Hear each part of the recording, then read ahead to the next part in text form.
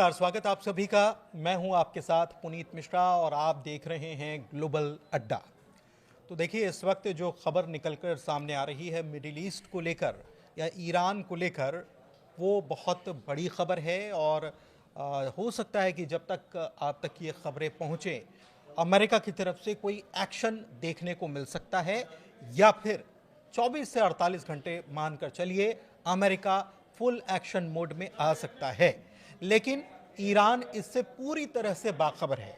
कहा तो यह जा रहा है कि ईरान के ऊपर सरप्राइज अटैक होगा, लेकिन ईरान को पता है अमेरिका की एक एक चाल, और इस लिहाज से ईरान ने अपनी पूरी तैयारी भी कर ली है।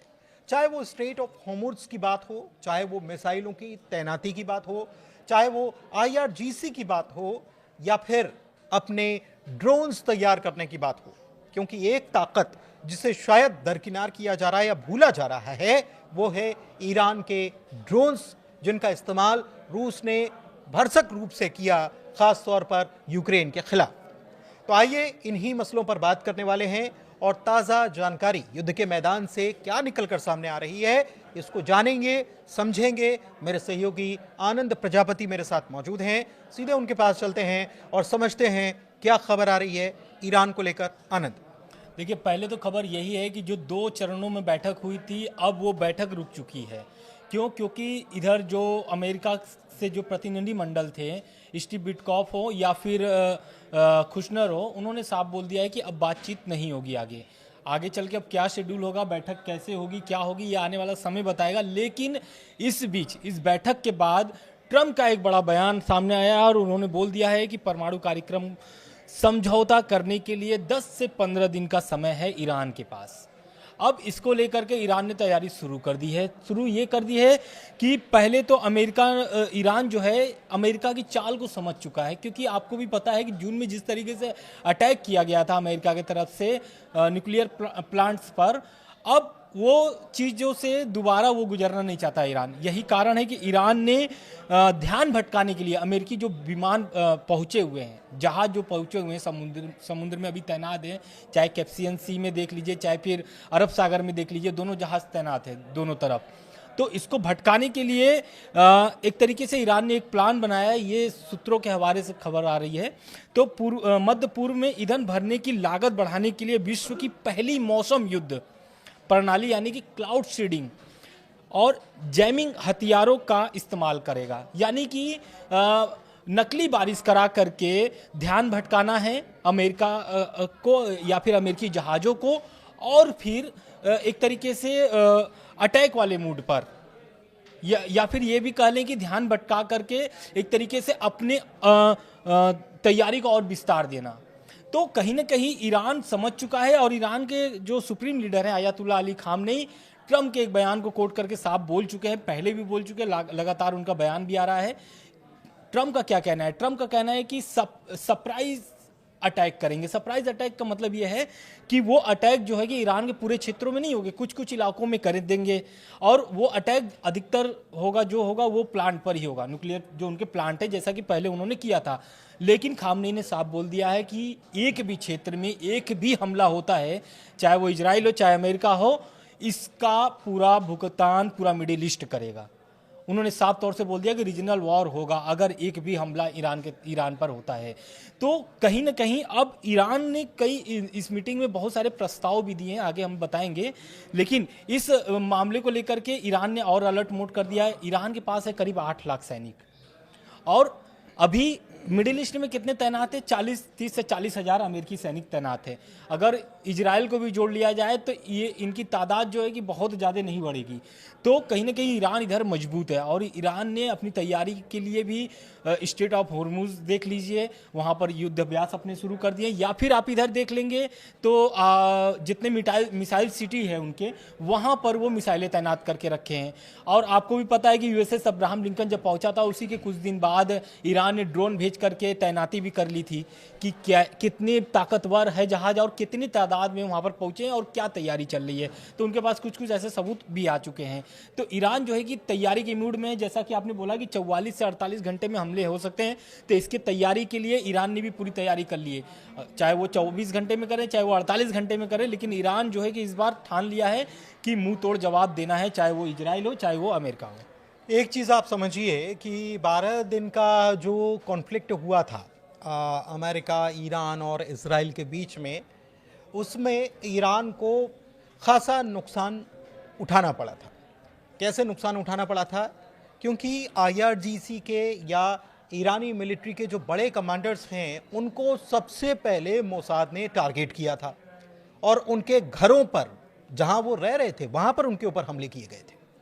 तो नुकसान तो हुआ ईरान को, लेकिन इन 12 दिनों में ईरान ने अपनी ताकत का परिचय दे दिया और इससे अमेरिका बखूबी इसे समझ रहा है, पहचान रहा है। क्यों मैं ये बात कह रहा हूं? इसीलिए कह रहा हूं क्योंकि 12 दिनों के युद्ध के दौरान ईरान की ताकत दिखाई दी, ईरान ने अपनी मिसाइल पावर दिखाई। हालांकि उसका एयर डिफेंस सिस्टम उतने तरीके से काम नहीं कर रहा था, लेकिन उसके बाद उसने सबक लिया और एयर डिफेंस सिस्टम को भी उसने अपने मजबूत करने का काम किया है, जिसमें S-400 रूस से मंगाया गया है। इसके अलावा उसका खुद का जो जिसे आप कह लीजिए कि ईरान मेड ही जो एयर डिफेंस सिस्टम है, उसे भी उसने मजबूत करने का काम किया है।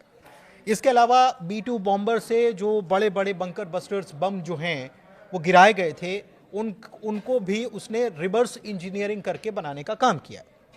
ये उसकी ताकत है। इस दौरान करीब 6 महीने से ज़्यादा का वक्त हो चुका है। इस दौरान ईरान ने अपनी मिसाइल पावर को बढ़ाने का और काम किया है।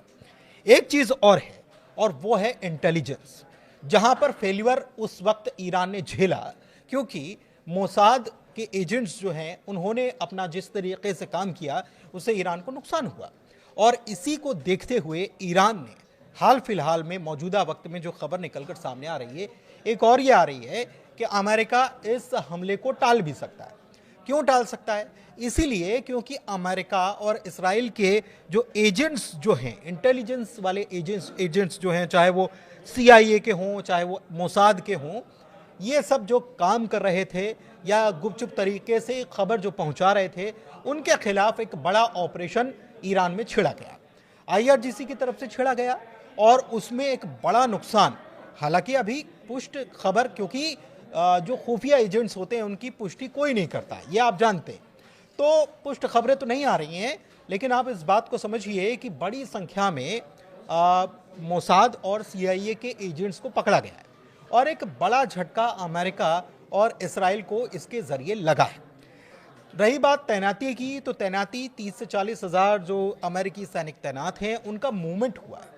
उनका मूवमेंट जो है, जहां पर कतर या अल उदैद एयरबेस जो है, जहां पर विमान जो है B-2 बॉम्बर्स तैनात किए गए हैं, ऐसी खबर है, तो वहां से या कई और जगहों से जो अमेरिकी सैनिक हैं उनको शिफ्ट किया जा रहा है।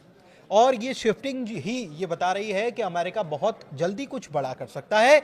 लेकिन जब अमेरिकी राष्ट्रपति डोनाल्ड ट्रंप से पूछा गया कि क्या आप फुल स्केल पर वॉर छिड़ेंगे या फुल स्केल पर हमला करेंगे या फिर आप कोई प्रिसाइज अटैक करेंगे, मतलब कुछ चिन्हित जगहों पर अटैक करेंगे, तो ट्रंप ने क्या कहा, इस बात को समझते हैं। क्योंकि अभी तो बातचीत की पटरी पर बात चल रही थी, लेकिन अचानक से ट्रंप के सुर बदल जाना, ये क्या बताते हैं आनंद? बिल्कुल, देखिए ट्रंप का सुर तो बदला है, और लेकिन इस बैठक में जो 2 बैठक हुई है ईरान और अमेरिका की, इस बैठक में ईरान ने अमेरिका के सामने प्रस्ताव रखे थे और प्रस्ताव कुछ बिंदुवार हैं, मैं आपको बता देता हूं।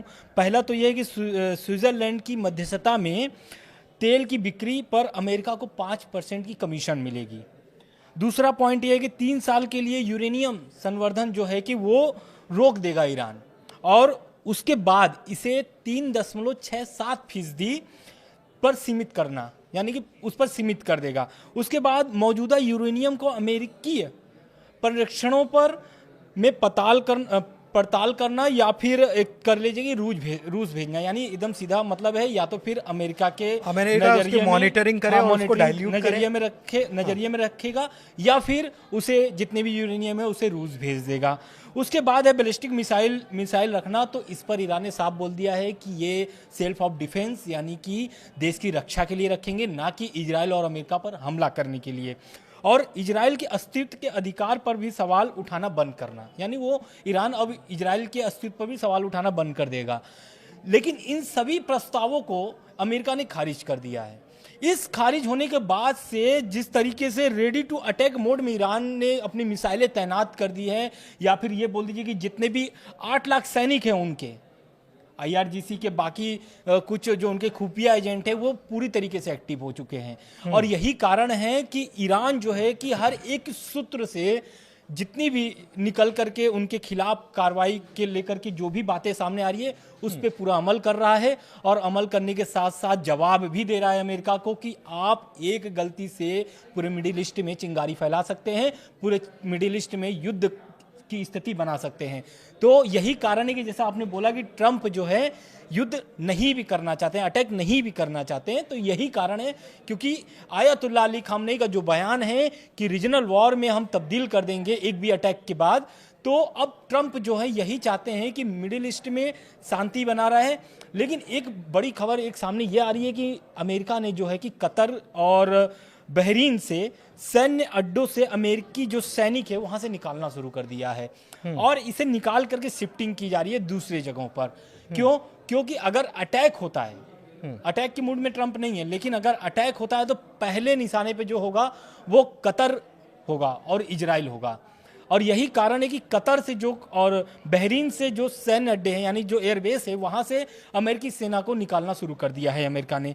अब दूसरी बात यह भी आता है कि क्योंकि खुशनर और जो स्टीव विटकॉफ हैं उन्होंने बातचीत को लेकर के या फिर ये जो प्रस्ताव ईरान ने रखा था इस पर आगे बातचीत करने से इनकार कर दिया है। अब देखना ये होगा कि जो ट्रंप ने ईरान को 10 से 15 दिन का समय दिया है, क्या ये 10 से 15 दिन में बातचीत फिर से शुरू होगी या हमला होगा, या फिर कोई तीसरा देश या कोई तीसरे देश में बैठक होगी ईरान और अमेरिका की। क्योंकि आपको भी पता है कि पहला बैठक जो हुआ था वो हुआ था ओमान में, दूसरा हुआ जिनेवा में। लेकिन बातें जो मीटिंग हुई उससे कुछ ऐसा परिणाम नहीं, नतीजा नहीं निकला जिससे दोनों देशों में एक तरीके से बात बन जाए। लेकिन बात बनती नहीं है, बात और बिगड़ती जाती है। यही कारण है कि जितने 8 लाख सैनिक एक्टिव हो चुके हैं, या फिर उनके मिसाइलें जितने हैं, या फिर ड्रोन, सबसे बड़ी जो उनकी ड्रोन शक्ति है वो ड्रोन शक्ति जो उनकी है वो भी एक्टिव हो चुकी है। तो जो 2 जहाज जो एक अरब सागर में USS अब्राहम लिंकन या फिर कैस्पियन सी में जो USS ग्राडफोर्ड जो जहाज वहां पर तैनात है, इसके लिए चिंतित हो गए हैं ट्रंप, क्योंकि वो नहीं चाहते हैं कि 30 से 40 हजार जो अमेरिकी सैनिक हैं वो खतरे में पड़े। बिल्कुल ठीक है। अच्छा देखिए, 1-2 खबरें और आ रही हैं और वो मैं आपको बता देता हूं कि एक तरफ अभी हाल ही में मैंने आपको खबर बताई थी और ये डोनाल्ड ट्रंप ने कहा था कि मुझे पता है कि आयतुल्लाह अली खामनेई जो हैं वो कहाँ माफ़ कीजिएगा, वो कहाँ सोते हैं, और अगर मैं होता वहाँ का ईरान का सुप्रीम लीडर तो मैं एक जगह कभी टिकता नहीं। और ये जब उन्होंने कहा उसी वक्त आयतुल्लाह अली खामनेई जो हैं, माह रमज़ान शुरू हो चुका है और उसकी पहली रात कुरान की महफिल जो हुई उसमें आयतुल्लाह अली खामनेई नमूदार हुए, टीवी पर लाइव नजर आए। एक बात। दूसरी बात, एक खबर और आई है कि ईरान और अमेरिका के बीच तनाव में एक नया मोड़ आया है। एक लड़ाकू विमान ईरान का क्रैश हुआ, ऐसी खबरें हैं। इसकी पुष्टि नहीं हुई है, लेकिन ईरानी मीडिया इसे एक हादसा बता रहा है कि एक हादसा है। अच्छा, तीसरी खबर यह है कि 2027 तक, मतलब अगले साल, IDF इजराइल डिफेंस फोर्स जो है वो क्या कह रही है, वो कह रही है कि ईरान की ताकत और ज़्यादा बढ़ जाएगी। मतलब एक डर दिखाने का काम किया जा रहा है कि अटैक करो वरना ताकत बढ़ जाएगी और मुश्किल में आ जाएंगे। ट्रंप से जब पूछा गया कि क्या वो सीमित सैन्य हमले पर विचार कर रहे हैं तो उन्होंने क्या कहा, उन्होंने कहा है कि अगर न्यूक्लियर डील नहीं बनी तो इसका इस्तेमाल किया जा सकता है। जब उनसे पूछा गया कि क्या वो सीमित हमला करने पर विचार कर रहे हैं तो ट्रम्प कहते हैं I guess I can say I am considering that, मतलब मैं उम्मीद करता हूं, मैं कह सकता हूं कि मैं इसी पर विचार कर रहा हूं, यही मानूंगा मैं। लेकिन उसके बाद जवाब क्या आता है? उसके बाद जवाब आता है ईरान के supreme leader Ayatollah Ali Khamenei साहब का। वो क्या कह रहे हैं उसको समझते हैं। आनंद बताइए। देखिए, आयतुल्लाह अली खामनेई ने तो साफ बोल दिया है कि जिस तरीके से ट्रंप बयान दे रहे हैं, ईरान के खिलाफ बयान दे रहे हैं, ईरान को समझना पड़ेगा, क्योंकि ईरान लगातार आपसे डील करने के लिए तैयार है। जब आप बोल रहे हो हम तैयार हैं, और इसके पहले भी जून में अटैक करने के पहले भी हम लोगों ने बातचीत की थी, आपके अटैक करने के बाद भी हम लोग बातचीत करने के लिए तैयार हैं। आप प्रतिबंध हटाइए, आप जैसा बोलोगे वैसा करेंगे, लेकिन आप ये बोलिए कि हम बैलिस्टिक मिसाइलें बंद कर दें, या फिर हम अपने क्षेत्रीय जो संगठन है, यानी कि जो प्रॉक्सी हैं मिडिल ईस्ट में, हम उनको मदद बंद कर दें, या फिर परमाणु प्रोग्राम पर आप बात कर रहे हैं तो परमाणु प्रोग्राम के लिए हम बातचीत करने के लिए तैयार हैं। लेकिन आप जो हमले की धमकी दे रहे हैं, या फिर यूएसएस अब्राहम लिंकन जो जहाज आप भेज करके एक तरीके से आप दबाव बना रहे हैं ईरान पर, तो ये जान जाइए, क्योंकि कई बार इससे पहले भी खामनेई साहब के बयान के बीच में भी आईआरजीसी ने 1-2 वीडियो जारी किए हैं। उस वीडियो में भी दिखाया गया कि कादर मिसाइल जो है वो किस तरीके से यूएसएस अब्राहम लिंकन और जो दूसरा जहाज है उसको कैसे तबाह की जा सकती है। उस वीडियो में दिखाया गया है कि कादर मिसाइल ये सिर्फ काफ़ी है, बाकी सब ड्रोन वोन हटा दीजिए, कादर मिसाइल जो है वो तहस नहस कर सकता है दोनों जहाजों को। उस वीडियो के माध्यम से भी बताया गया है। तो ईरान के जो सुप्रीम लीडर हैं आयतुल्लाह अली खामनेई, उन्होंने साफ बोल दिया है कि आप ईरान की ताकत को भांप लीजिए। अगर आप भापते नहीं हैं तो ये आपका नुकसान होगा और इजराइल का नुकसान होगा। इजराइल का इसलिए नुकसान होगा क्योंकि इजराइल लगातार यही चाहता है कि डील ना हो, अटैक हो, और वो अटैक करने के मूड में है। और पूरा मोसाद जो है, यानी कि उनका जो खुफिया एजेंसी है, वो हमने पूरी बताया ना, तरीके से IDF भी active कह रहा है कि और बिल्कुल। ताकत बढ़ जाएगी। मतलब कुल मिलाकर उकसावा करना या उकसाना किसी को हमले के लिए, वो पूरी तरीके से इजराइल इस वक्त इसी मोड में नजर आ रहा है। दूसरी खबर यह है कि state of Hormuz, state of Hormuz में क्या चल रहा है? आईआरजीसी ने नौसैनिक मिसाइल ड्रिल, मतलब यहाँ पे शुरू कर दिया है युद्ध अभ्यास, और इस युद्ध अभ्यास में रूस शामिल है, चीन की संभावनाएं बन रही हैं। तो कहीं ना कहीं इस युद्ध अभ्यास से भी, क्योंकि यही स्टेट ऑफ हॉर्मुज है, जो 2 मामले और चल रहे हैं इस पर। पहला कि स्टेट ऑफ हॉर्मुज पर भी हमला किया जा सकता है अमेरिका की तरफ से, ऐसा दावा किया जा रहा है। दूसरा, स्टेट ऑफ हॉर्मुज को बंद करने की बात कर रहा है कौन? ईरान कह रहा है एक भी अटैक होगा मैं बंद कर दूंगा। तो यहां से 10 से जो 20% तेल निर्यात होते हैं, जो व्यापार होते हैं, वो पूरी तरीके से ठप पड़ जाएगा, और ठप पड़ने के बाद पूरे मिडिल ईस्ट, पूरा यूरोप जो है कि परेशान हो जाएगा। पूरी दुनिया में बिल्कुल तेल की कीमतें अचानक से बहुत ऊपर उछाल मार देंगी, इस बात को समझिए। एक चीज और है, एक खबर ये भी आ रही है, ये CNN की तरफ से खबर है कि यूएस का डिफेंस डिपार्टमेंट है, उसने कई सारे मिलिट्री ऑप्शन ट्रम्प के सामने दिए हैं, लेकिन अभी उन्होंने कोई डिसीजन नहीं लिया है। मतलब अभी कोई किसी भी उस पर नहीं पहुंचे हैं कि क्या करना है क्या नहीं करना है। रिपोर्ट ये बता रही है कि ये एक चीज़ें हैं। एक चीज़ और है, और इस चीज़ को आप समझिए कि ईरान में हाल ही में एक भूकंप दर्ज हुआ, और ये गुरुवार को हुआ। तो अब ये टेंशन भी बढ़ गई है, और शायद इस टेंशन की वजह से ऐसी खबरें सामने आ रही हैं, क्योंकि अमेरिका जो कहता है वो करता नहीं है। इस बात को ईरान बखूबी समझ चुका है। तो ये भूकंप आया या कोई परीक्षण था, इसको लेकर डाउट खड़े हो रहे हैं।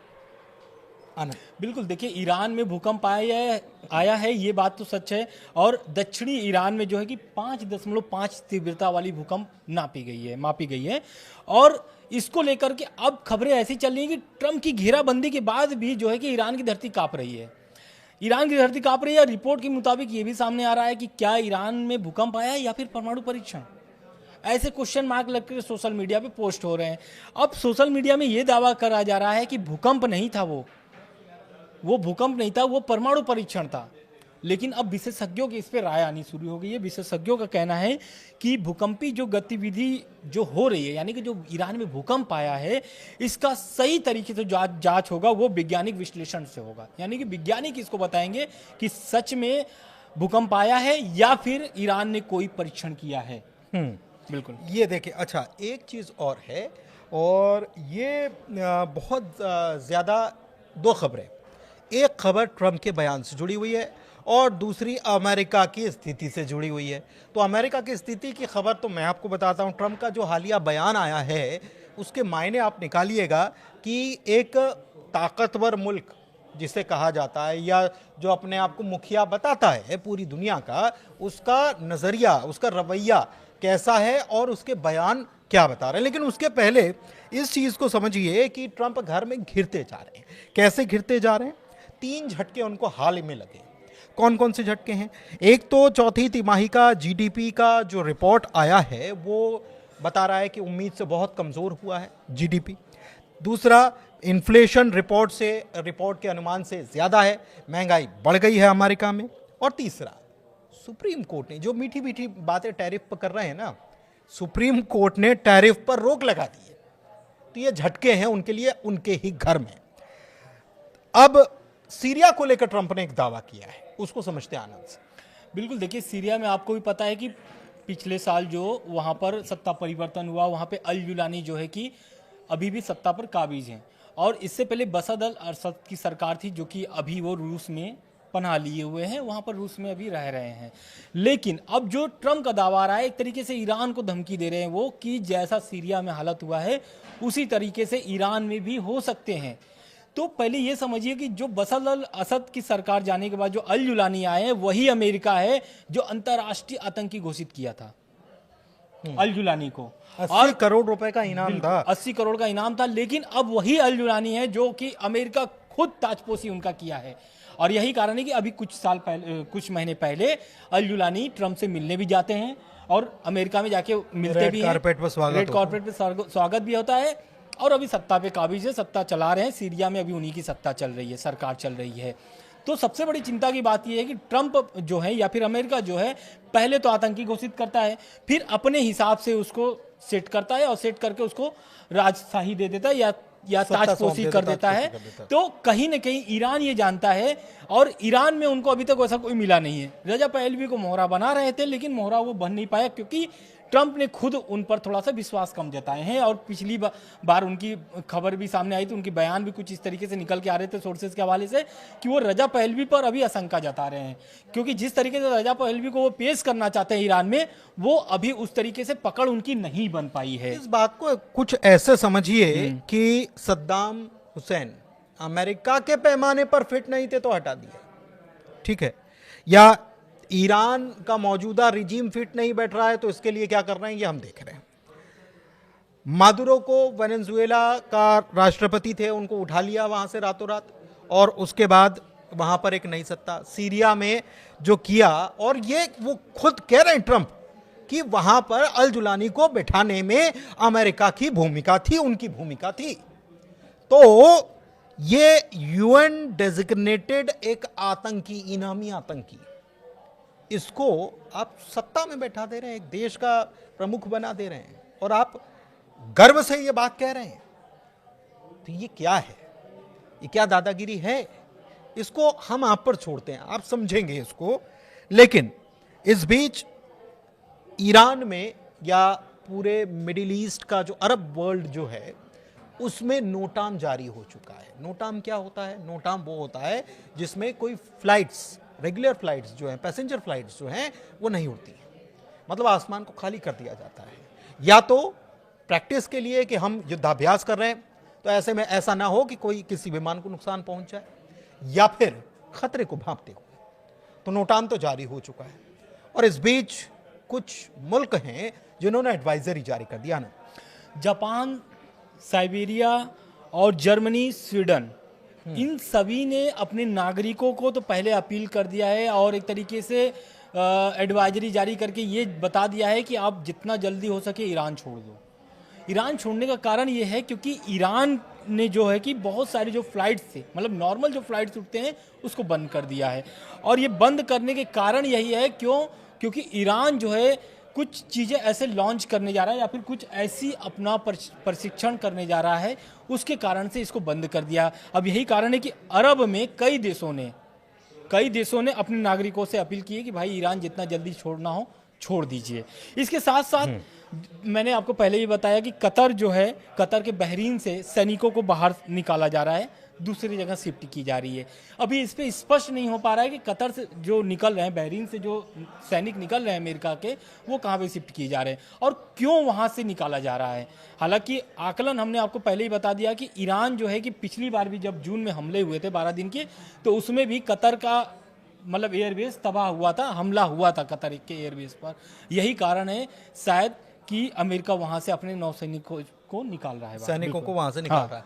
सैनिकों लेकिन कुछ ना कुछ तो प्लानिंग चल रही है। एक ये भी प्लान बताया जाता है कि अमेरिका प्रिसाइज अटैक करना चाहता है, कुछ हमले किए, फिर आसमान से इनकी जो स्पेशल फोर्सेस जो हैं वो उतर जाएंगी, रिजीम चेंज करने के लिए आयतुल्लाह अली ख़ामनेई को सबसे पहले टारगेट किया जाएगा कि उन लोकेशन मालूम है, तमाम चीज़ें कही जा रही हैं। लेकिन ईरान को भी, ईरान ने, आप ये समझिए कि एक कहते हैं ना कि दूध का जला छाछ भी फूंक फूंक कर पीता है। तो ईरान समझ चुका है कि अमेरिका की रणनीति क्या रहती है और किस तरीके का अमेरिका का गेम है।